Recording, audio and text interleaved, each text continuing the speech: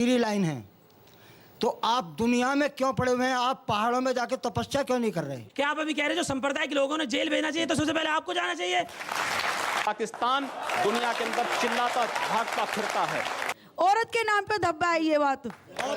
मुझे लगता है कि आपको भारत की संत परंपरा और इसी परंपरा की जानकारी नहीं है। योगी जी को जेल जाना चाहिए, मोदी जी को जेल जाना चाहिए, हमारे बीच से एक दर्शक ने कहा था।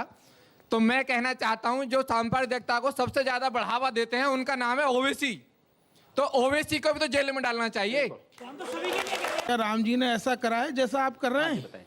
अरे राम जी के आदर्शों पे चल रहे हैं, आपको भी राम जी से आदर्श उनके आदर्श मुझे राम जी से आपसे ज्यादा प्यार मैं राम जी से करता हूं, लेकिन इसका मतलब ये नहीं है कि आप प्यार करते हैं तो राम मंदिर के निर्माण के लिए आह्वान करिए। और ये प्रावधान तब हुआ है जब देश में लेकर आए हैं आपके लिए फिर से एक बार उन्होंने हिंदू नई भावनाओं का वीडियो। सम्मान और किया आज था। की वीडियो है वहां पर यूपी हर के जगह पेड़ी में कोई मुख्यमंत्री हिंदू योगी श्रद्धालु पूरी आदित्यनाथ, दुनिया के अंदर का आता और है। वो पब्लिक मीटिंग करते हैं और आस्था के उसमें भाव के साथ काफी आता है। लोग उनसे सवाल वहां करते पर हैं वह और जूता उनके चप्पल वो पहन करके नहीं जवाब जाता भी है। देते हैं। वहां की पवित्रता का उनके ख्याल जवाबों रखता से है। पब्लिक लेकिन कोई विधर्मी आकर के वहां satisfy अंडा होती बेचने का है कार्य या करेगा, नहीं होती है, अंडा वो तो लेकर के आप जाएगा, लोग अपनी चमड़े के comment जूते section लेके में जाएगा, डाल के बताएं आस्थाएं कि आहत जो होंगी। जवाब दिए अगर इस वो देश के सही अंदर थे अन्य या आस्थाओं नहीं का थे, सम्मान है तो हिंदू तो आस्था का भी वीडियो सम्मान को होना करेंगे चाहिए। स्टार्ट और बाकी की बात हम करेंगे बाद में। आप जिस अंग्रेजी 1916 का भारतीय कानून हरिद्वार पालिका के एक्ट को पढ़िए। हमने तो योगी जी आप उस एक्ट को लेकर के जाएगा, चमड़े के जूते लेके जाएगा, आस्थाएं आहत होंगी। अगर इस देश के अंदर अन्य आस्थाओं का सभी सम्मान धर्मों है का तो सम्मान हिंदू होना आस्था का भी चाहिए। सम्मान होना चाहिए। आप जिस अंग्रेजी 1916 का शासन के कानून का हरिद्वार हवाला दे पालिका रहे के हैं। एक्ट को आप योगी जी, पढ़िए। हमने तो योगी जी आप उस एक्ट को पढ़िए ना। आपको सबको मौका मिलेगा। उस एक्ट को आप पढ़िए।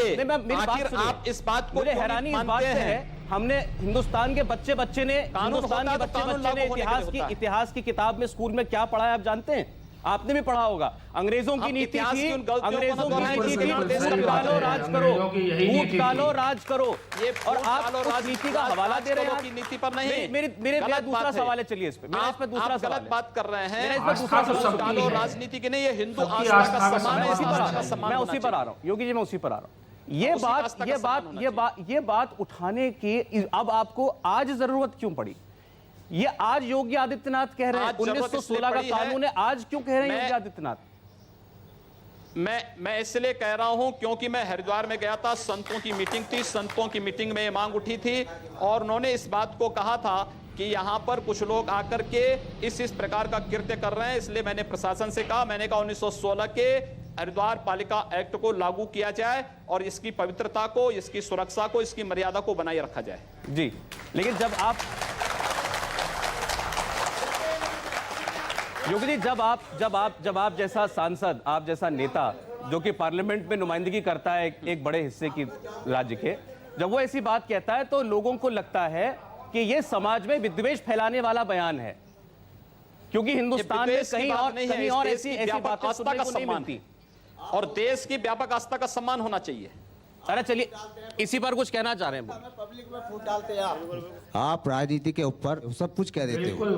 हम सब बैठे हैं, मुसलमान भी हैं, हिंदू भी हैं, सब एक है, हिंदुस्तानी हैं।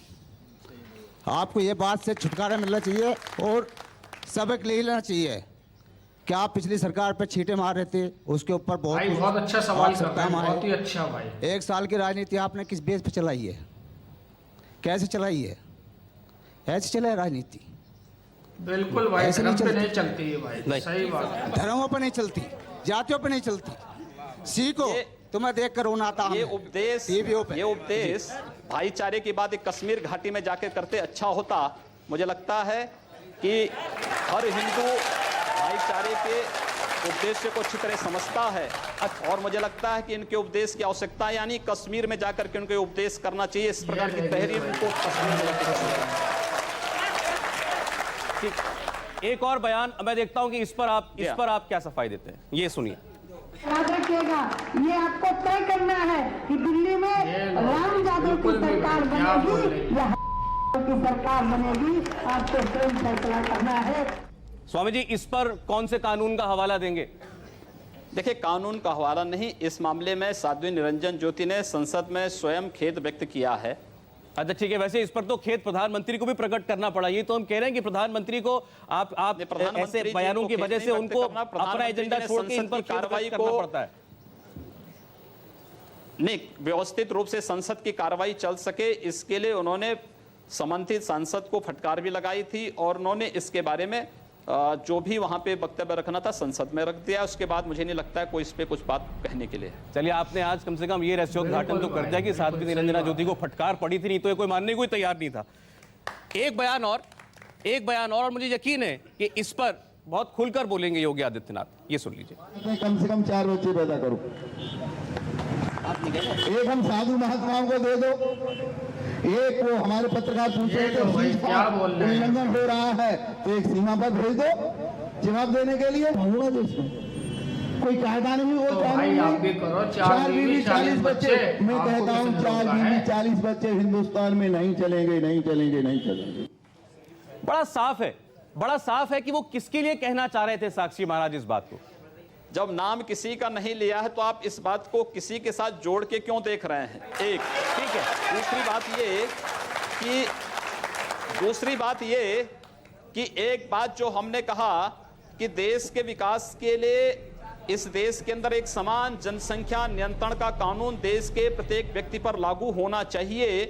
हमारा अगर विकास का एजेंडा है तो देश के विकास के लिए होना चाहिए, समाज के विकास के लिए होना चाहिए, न कि परिवार की जनसंख्या बढ़ाने में हमारे अपने विकास के एजेंडे को लागू करना चाहिए। इसलिए आवश्यक है कि विकास का एजेंडा देश के विकास के लिए लागू होना चाहिए।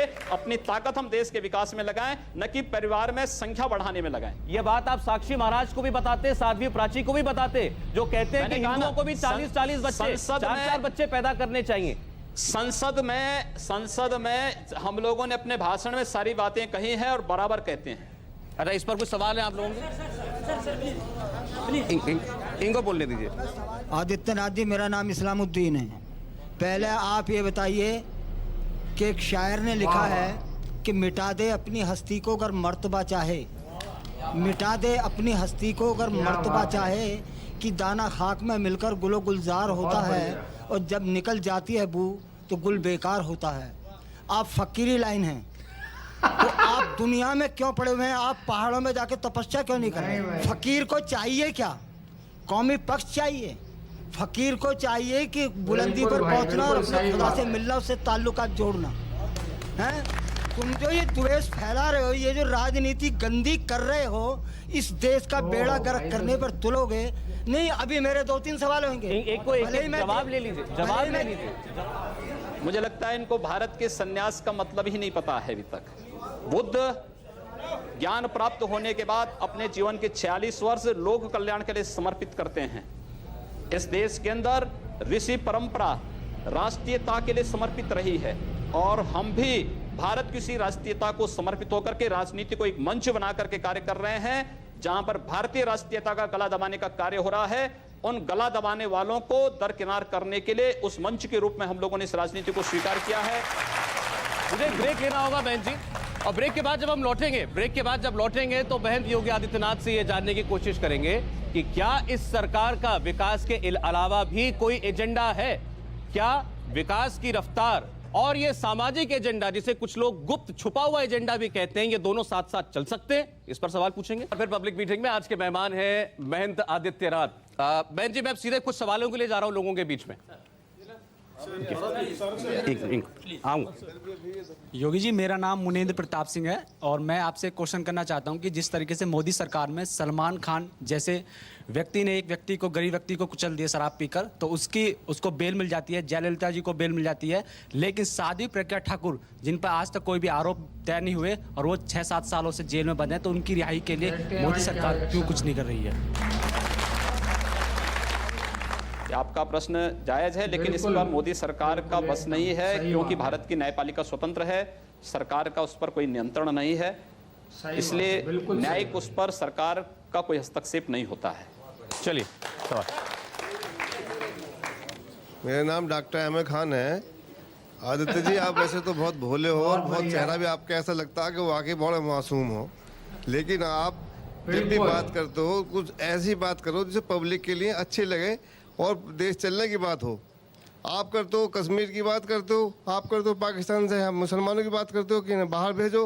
नहीं, आपका अगर ये एजेंडा है कि मुसलमान तो बताओ कहाँ जाए भेजो, उन्हें कहाँ भेजना है।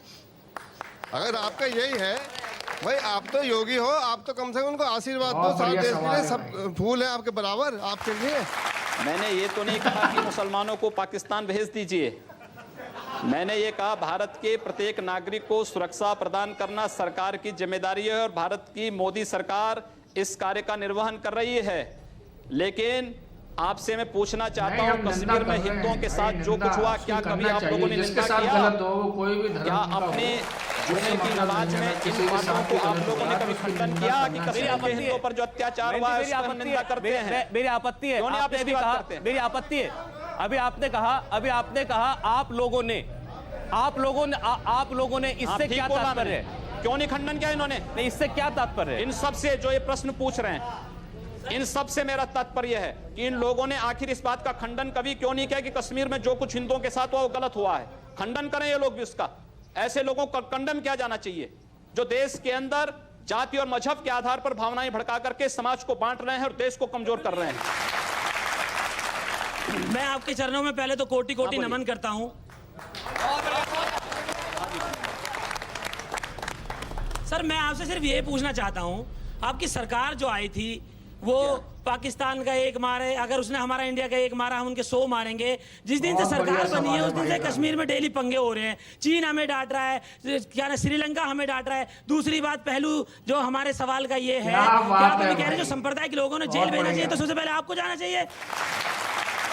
आज सीमा पर पाकिस्तान गोलीबारी करता है तो उसका जवाब मोटारों से भारत की सेना करती है और पाकिस्तान दुनिया के अंदर चिल्लाता भागता फिरता है।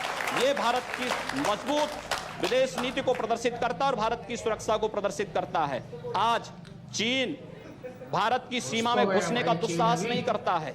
यमन में फंसे हुए भारतीयों को वापस लाने के लिए जिस तेजी के साथ वहां पर राहत कार्य भारत ने किया है, दुनिया के अंदर एक मिसाल प्रस्तुत किया है। क्या इससे पहले कभी हुआ है? आप लोगों को धन्यवाद करना चाहिए मोदी जी का और कम से कम नतमस्तक होना चाहिए उनके चरणों में कि कम से कम देश के प्रत्येक नागरिक को सुरक्षा की व्यवस्था उन्होंने की है, प्रत्येक नागरिक का सम्मान उन्होंने दिलाया है।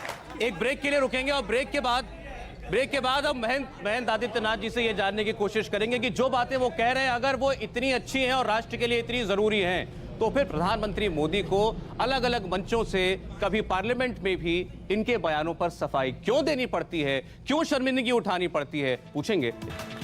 हम बात कर रहे हैं महेंद्र आदित्यनाथ से। बात हो रही है क्या इस सरकार के साथ साथ विकास के एजेंडे के साथ साथ कोई दूसरा छिपा हुआ एजेंडा भी काम कर रहा है, जो सांस्कृतिक एजेंडा है, जो सामाजिक एजेंडा है, जिसमें हमें योगी आदित्यनाथ की बात कभी सुनाई देती है, कभी आवाज आती है साक्षी महाराज की, कभी आवाज आती है साध्वी प्रज्ञा की, साध्वी निरंजना ज्योति की। बहन जी, मेरा एक सवाल यह है कि भारत में आज जिस मुकाम पर ले जाने की कोशिश है भारत की इकोनॉमी को, दुनिया की नजरों में भारत की पैठ को, वो काम जब सरकार करती है और बड़े बड़े राष्ट्र नेताओं से हमारे प्रधानमंत्री जाके मिलते हैं, दुनिया के बड़े बड़े अखबार जब उनका इंटरव्यू लेते हैं तो वो कहते हैं कि वो मुझसे बात नहीं करते, वो जब मैं हाथ मिलाता हूं तो वो मुझसे हाथ नहीं मिलाते, वो इस देश के 1.25 करोड़ लोगों को मेरी आंखों में देखते हैं और उनकी ताकत को देखते हैं। लेकिन वही दुनिया का सबसे ताकतवर मुल्क का नेता बराक ओबामा, वो भारत आते हैं, प्रधानमंत्री मोदी के साथ उनकी दोस्ती के चर्चे होते हैं और वो जाते जाते क्या कहते हैं कि भारत में धार्मिक सहिष्णुता घटी है। भारत में अगर आज महात्मा गांधी जिंदा होते तो उन्हें बहुत दुख पहुंचता। बहुत ही बढ़िया सवाल कर रहे हैं। क्यों ऐसे हम माहौल पैदा कर रहे हैं कि हमारे प्रधानमंत्री को भी शर्मिंदा होना पड़े? सबसे पहले मैं ओबामा से पूछना चाहता हूं कि वहां 2 मंदिरों पर हमले हुए, ओबामा ने माफी मांगी? दूसरा प्रश्न ये कि सबसे अधिक नस्ली भेदभाव तो अमेरिका के अंदर होते हैं और उस नस्ली भेदभाव की उपज ही है ओबामा। दूसरा ये कि भारत के अंदर हिंदू अगर नस्ली भेदभाव में विश्वास करता या मजहबी या मजहब के आधार पर या धर्म के आधार पर बांटने में विश्वास करता तो 1947 में ही आर पार हो गया होता। हिंदू से बड़ा सहिष्णु कोई नहीं और हिंदुस्तान में अगर सेकुलरिज्म जिंदा है तो इसलिए क्योंकि हिंदू बाहुल्य भारत है, बहुसंख्यक यहाँ का हिंदू है, इसलिए है। हमें इसको भी स्वीकार करना चाहिए। इस बार मैं आपको प्रधानमंत्री के बयान सुनाता हूं। और अब आप ये बताइए कि प्रधानमंत्री को ऐसा क्यों कहना पड़ा, बार बार ऐसा उनको क्यों कहना पड़ रहा है? सुनते हैं। ठीक बात है। बिल्कुल किसी को भी कानून हाथ में लेने का अधिकार नहीं होता है, किसी को भी संप्रदाय के आधार पर किसी के साथ डिस्क्रिमिनेशन करने का अधिकार नहीं होता है। मेरी जिम्मेवारी है, सरकार में बैठा हूं, सरकार कैसे चलेगी उसकी जिम्मेवारी है। और इसलिए मैं आपको कहना चाहता हूं, और मैं बार बार कहता हुआ आया हूं, संप्रदाय के नाम पर अनाप शनाप बातें करने वालों को कहना चाहता हूं, हम एक रूपता के पक्षकार नहीं, ऐसा ही होना चाहिए। हम एकता के पक्षकार हैं और सभी संप्रदायों का फलना फूलना ये भारत की धरती पर ही संभव होता है। ये भारत की विशेषता है। देश संविधान की मर्यादाओं के बाहर नहीं चल सकता है।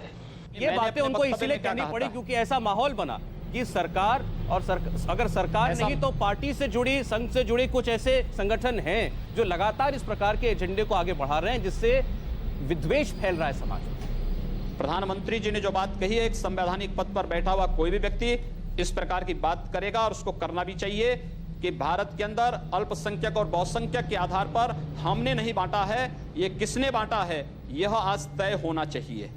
इस देश के अंदर आखिर अत्याचार और शोषण कहां से प्रारंभ होता है, यह भी तय होना चाहिए और इस पर निष्पक्ष चर्चा इस पे होनी चाहिए। आखिर इस देश के अंदर हिंदू बहुसंख्यक है, लेकिन निकाला जाता है भारत के अंदर, खाना बदोश की जिंदगी वो जीने के लिए मजबूर होता है।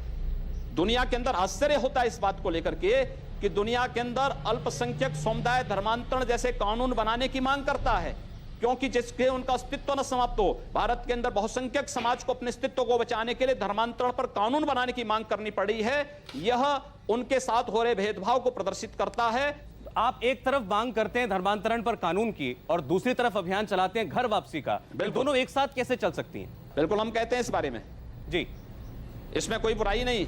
धर्मांतरण पे कानून बन जाएगा, अपने आप सब कुछ समाप्त हो, अपने आप ठीक हो जाएगा सारी बातें। घर वापसी क्या है? लोकतंत्र देखिए, किसी कालखंड में जोर जबरदस्ती से जिन लोगों को धर्मांतरण कराया गया था, अगर वो स्वेच्छा से घर वापस आना चाहते हैं, या घर वापसी है ये धर्मांतरण नहीं, अगर वो स्वेच्छा से आना चाहते हैं, कोई दबाव नहीं, कोई लोभ लालच नहीं, लेकिन अगर वो स्वेच्छा से आना चाहते हैं, लेकिन धर्मांतरण में छल है, छद्म है, धोखा है। अच्छा, आप कह रहे हैं कि धर्मांतरण बगैर किसी दबाव के, बगैर किसी लोभ लालच के होना चाहिए, और आप जो घर वापसी करते हैं उसमें ये नहीं होता। इसको लेकर 2-3 सवाल है मेरे, आप इसका जवाब दे दीजिए। नहीं, बिल्कुल नहीं होता है। आगरा में किसी प्रकार का कोई भेदभाव नहीं होता है। आगरा में 300 लोगों का धर्म परिवर्तन कराने का प्रयत्न हुआ।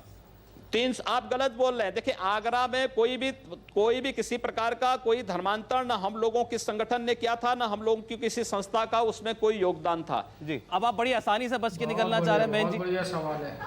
मामला समाप्त आसानी से नहीं। हाँ, हम लोगों ने अलीगढ़ में कार्यक्रम की तैयारी की थी, प्रशासन ने मना किया, हम लोगों ने कार्यक्रम रोक दिया। जी हाँ, आगरा के 300 लोग थे जो कि नमाजी टोपी बांधे हुए वहां पर बैठे हुए थे और हवन हो रहा था, टीका लगा हुआ था।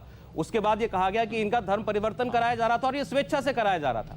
अगले दिन वो क्या बयान देते हैं? धर्म परिवर्तन नहीं, वो घर वापसी चाहते थे। घर वापसी चाहते थे। आप उसको घर वापसी कहते हैं, लोग धर्म परिवर्तन कहते हैं। उन्होंने स्वयं मंदिर भी बनाया वहां पे। उन्होंने अगले दिन ये कहा कि हमें तो ये कहा गया था कि तुम्हें राशन कार्ड और आधार कार्ड मिलेंगे। ये प्रलोभन नहीं है? आप मुझे बताइए, उत्तर प्रदेश में सरकार किसकी है? क्या भाजपा की सरकार है? जब उत्तर प्रदेश में राज्य सरकार के अंतर्गत राशन कार्ड, आधार कार्ड आता है, राज्य सरकार इसको बनाती है। जब भारतीय जनता पार्टी की सरकार नहीं, तो भारतीय जनता पार्टी क्या लालच उसमें देगी? एक व्यक्ति है, बात पुरानी हो गई लेकिन आप जरूर जानते होंगे, राजेश्वर सिंह जी। ये एक संस्था चलाते थे, धर्म जागरण समन्वय समिति, और ये बहुत सुर्खियों में रहे, यही धर्म परिवर्तन, घर वापसी के मुद्दों को लेकर के। मैं आपको इनका बयान सुनाता हूं जो अखबार में छपा, जिसका खंडन नहीं हुआ। इन्होंने कहा, हर महीने 50 लाख रुपए का खर्च है 1000 परिवारों का धर्म परिवर्तन कराने का। 8 से 10 लाख रुपए तो सिर्फ पेट्रोल डीजल पर सिर्फ पश्चिमी उत्तर प्रदेश में खर्च करते हैं हर महीने। इतना पैसा लग रहा है और आप कह रहे हैं स्वेच्छा से घर वापसी हो रही है।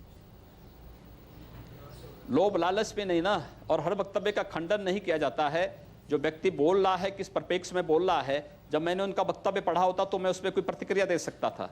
मैंने ना वक्तव्य पढ़ा है, ना मैंने उनका वक्तव्य सुना है, इसलिए उस पर वक्तव्य देने के लिए राजेश्वर जी ही मुझे लगता है सक्षम होंगे। अब 2-3 सवाल लेते हैं, जल्दी।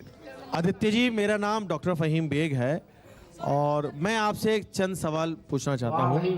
क्या बात है। न मस्जिद की बात कर, न शिवालों की बात कर, न मस्जिद की बात कर, न शिवालों की बात कर, लोग हैं भूखे तो दीवालों की बात कर।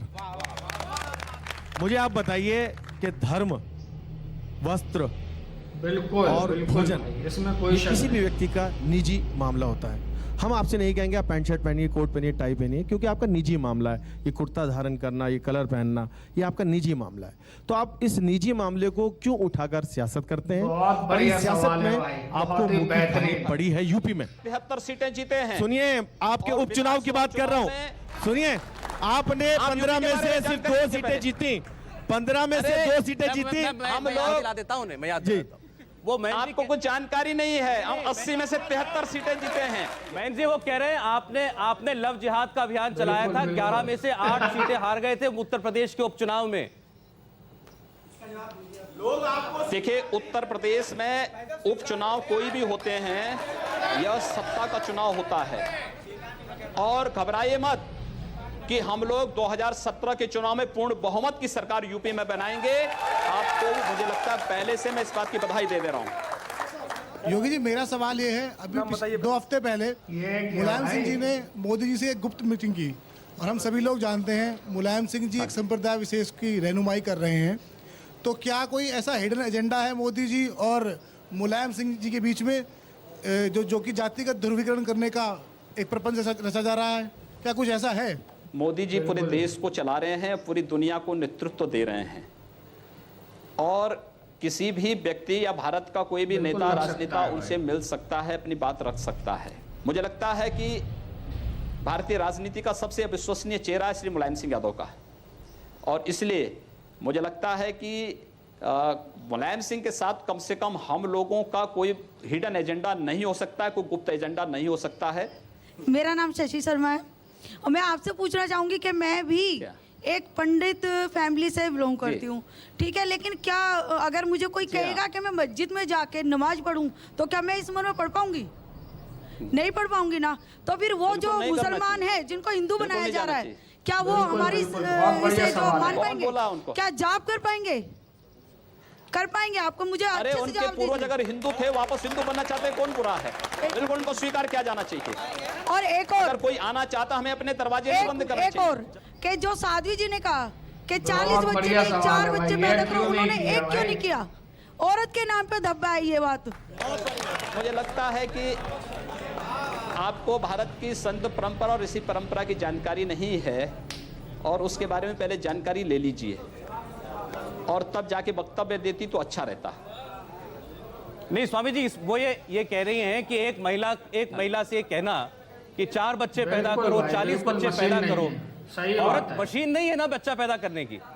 अब देखिए, हमने कह दिया ना कि इस मामले में देश के अंदर किसी जाति, किसी मत और मजहब को मत दीजिए, बल्कि पूरे देश के अंदर एक कानून बना दीजिए, सारी समस्या का समाधान हो जाएगा। बहुत सारे सवाल आप लोगों के। मैंने कब पब्लिक मीटिंग में आज के मेहमान हैं महंत आदित्यनाथ। एक बार फिर से हम उनका स्वागत करते हैं। बहन जी, कुछ आखिरी सवाल, जनता के एक आखिरी राउंड है, वो आपसे होंगे। एक उससे शुरुआत में एक प्रश्न मेरा, फिर मैं जनता के बीच में जा रहा हूं। एक आवाज आई आपके एनडीए के बीजेपी के पूर्व साथी हैं, बहुत सीनियर नेता अरुण शौरी, उनका बयान मैं आपको बता रहा हूं। उन्होंने तो वैसे बहुत बातें कही, लेकिन इस सामाजिक मुद्दे पे उन्होंने कहा कि अल्पसंख्यकों में असुरक्षा है, चिंता है, और ये सब कुछ हुआ है घर वापसी, लव जिहाद, चर्च पर हमले, इन जैसे मुद्दों की वजह से। ये आपके साथी थे। देखिए, अरुण शौरी जी के वक्तव्य का खंडन हो चुका है पहले ही। दूसरा, जो बातें आप कर रहे हैं चर्च पर हमले के लिए, आपको याद होगा जब अटल जी की सरकार थी इस देश में, 1998-99 में बनी थी, उस समय बेंगलोर में कुछ चर्चों पर हमले हुए थे और दीनदयाल अंजुमन नामक एक संगठन उसके लिए जिम्मेदार पाया गया था। और उस समय भी आपने देखा होगा, आगरा में एक चर्च पर हमला हुआ तो पता लगा कि एक ईसाई महिला का कोई प्रेमी था, रिक्शा चालक, उसने हमला किया था। अब उसके लिए आप हिंदू समाज को और सरकार को दोषी ठहराएं तो मुझे लगता है कि स्वयं आप विकास के एजेंडे से स्वयं हट रहे हैं और आम जनता का ध्यान विकास के एजेंडे से भटका रहे हैं। चलिए ठीक, अब आ रहा, अब सवालों पे आ रहा हूं, एक एक करके। मेरा नाम राजेश चौधरी है। नमस्कार जी। और ये सामाजिक सांप्रदायिकता फैलाने का कि योगी जी को जेल जाना चाहिए, मोदी जी को जेल जाना चाहिए, हमारे बीच से एक दर्शक ने कहा था। तो मैं कहना चाहता हूं जो सांप्रदायिकता को सबसे ज्यादा बढ़ावा देते हैं उनका नाम है ओवैसी। क्या तो बोल रहे हैं ओवैसी को भी तो भाई? जेल में डालना चाहिए, ओवैसी को भी तो जेल में डालना चाहिए। आपको जो है इन्होंने जो बात कही है, मुझे लगता है कि इस क्या प्रकार बोल रहे हैं भाई? की क्या जिहादी बोल रहे हैं? उन्मादियों का देखिए। नाम ही लेना अपने आप में पाप है, इसलिए इन पापों का नाम मत लीजिए, जाने दीजिए, उसको छोड़ दीजिए। मेरा नाम शाहिद चंगेजी है। जी महाराज, मैं आपसे क्या एक सवाल प्रश्न है? पूछना बहुत चाहता बढ़िया हूँ, सवाल है। क्या राम जी ने ऐसा करा है जैसा आप कर रहे हैं? अरे राम जी के आदर्शों पे चल रहे हैं, आपको भी राम जी से आदर्श उनके आदर्श मुझे ग्रहण राम करने जी से, चाहिए। आपसे ज्यादा प्यार मैं राम जी से करता हूँ, लेकिन इसका मतलब ये नहीं है कि आप प्यार जबान करते ऐसी हैं तो राम मंदिर के निर्माण के लिए आह्वान करिए। सुनिए, राम मंदिर की अगर आप बात कर रहे हैं तो राम मंदिर के लिए राजा मान सिंह उन्होंने अकबर के किले में तो बनवा लिया मंदिर, ये क्यों नहीं बनवा लिया? उनकी जो रानी थी अकबर का किला रानी कहीं और जगह जोताबाई, नहीं, तो भारत की धरती बहुत में बढ़िया सवाल है भाई, बहुत बढ़िया। उस टाइम पे अकबर की महारानी हुआ करती थी, उन्हें ध्यान नहीं आया राम जन्मभूमि का। आपको ध्यान आ रहा है, उनको ध्यान नहीं आया कि मैं राम मंदिर मुझे भी याद आ रहा है जी। आपको ये भी याद रखना चाहिए कि इस देश में चंद्रगुप्त को भी किसी सेल्यूकस ने अपनी कन्या दी थी और जी। राणा कुंभा को भी किसी मुस्लिम फकीर ने अपनी कन्या दी थी। बिल्कुल दी तो होगी। याद रखना, जी। हिंदू इन सब चीजों को नहीं करता है। अजी मैं ये कह रहा हूँ करते नहीं, मैं कह रहा हूँ महारानी ने क्यों नहीं राम जन्मभूमि के लिए राजा से कहा राम मंदिर अयोध्या में बनेगा। अरे भाई किले के अंदर उन्होंने मंदिर बनवा लिया। एक प्रश्न बनाइए ना फिर। अजीत जी एक बात और सुनिए, मुसलमानों ने यहाँ 700 साल हुकूमत की है। अगर धर्म परिवर्तन का ये जो आप कह रहे हैं तो ये सारे यहाँ मुसलमानों के, कोई हिंदू नहीं होता। मुसलमानों ने हमेशा ही मोहब्बत से काम लिया है और हम भी उसी में से हैं, हम भी हिंदुओं में से हैं, हम कोई वो नहीं है। ये जजिया कर किसने लगाया था? हाफिज जी एक बात बताऊं मैं आपको, आप मुझे बात बताइए, आपके 3 पीढ़ी 4 पीढ़ी पूर्व आप लोगों को पूर्वज में हिंदू रहे होंगे, आपको अपना डीएनए जांच कराना चाहिए, किसी हिंदू का डीएनए निकलेगा। मेरा नाम है एहसान अली। अभी आपने कुछ दिन पहले आपने ये कहा था कोई जोधा अकबर के साथ नहीं जाएगी, तो आपने ये सवाल किस बेस पे किया था? जब आप कहते हैं कि भाई ये सब हमारी जो पीढ़ी है, 1 मिनट सर, ये पीढ़ी हमारी बहुत बढ़िया सवाल, बहुत बढ़िया। तो हिंदुओं में ही तो जा रहे हैं। आप अपना नाम अली से अपना नाम जो है कोई दूसरा कोई हिंदू नाम रख दीजिए ना। जी जी छोड़ रहे हैं उसमें। सवाल ये है कि जोधा भाई अकबर के यहाँ क्यों जाएगी? किसी सेल्यूकस की पुत्री भी तो चंद्रगुप्त के घर में आएगी। मैं कह रहा हूं कि अगर इनका नाम एहसान अली ना होकर के भरत कुमार होता तो क्या ये ज्यादा भारतीय हो जाते? अभी कम भारतीय हैं। नहीं हर भारतीय है, भारत के अंदर जन्मा हुआ हर व्यक्ति भारतीय है, लेकिन उसको भारतीय परंपरा, भारतीय राष्ट्रीयता का भी सम्मान करना पड़ेगा और भारत के संविधान के अनुसार चलना पड़ेगा, न कि शरीयत के अनुसार। समय की कमी थी, नहीं तो ये बात बहुत दूर तक जा। तो दोस्तों उम्मीद करते हैं कि वीडियो काफ़ी अच्छी लगी होगी आपको, और आपने देखा होगा कि पब्लिक ने बहुत ही अच्छे सवाल माननीय योगी जी से किए थे और उन्होंने जवाब भी दिए थे। अब वो उनके जवाबों से कितना संतुष्ट थे या नहीं थे वो तो पब्लिक के ऊपर डिपेंड होता है, लेकिन ये बात भी है कि हमें जब कोई एक संवैधानिक पद पर बैठा होता है तो उसके लिए सारे लोग, कोई भी मजहब के हों, सब एक समान होना चाहिए। और आप लोगों की क्या राय है आप लोग कमेंट सेक्शन में बता सकते हैं कि योगी जी ने जो सवालों के जवाब दिए थे वो कैसे थे, और आप क्या अपनी राय रखना चाहते हैं ये कमेंट सेक्शन में आप लोग बता सकते हैं। तो चलिए मिलते हैं फिर आपसे एक नई वीडियो में, तब तक के लिए बाय बाय।